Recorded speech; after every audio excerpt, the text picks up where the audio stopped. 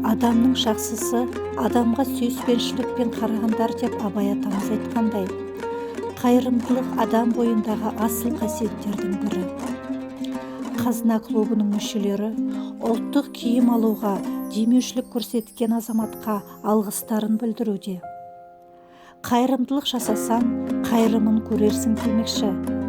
Атын атамауды өтінген белгісіз жанға алғыстан басқа айтарымыз жоқ дейді клуб мүшелері.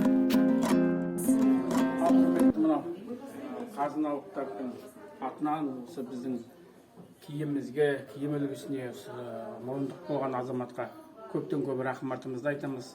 Бала шағасының қызығын көрсін, дені сау болсын, еңбекте табысты, жемісті болсын. Осы мінекей бүгін бізге сондай үлкен баға беріп жатыр.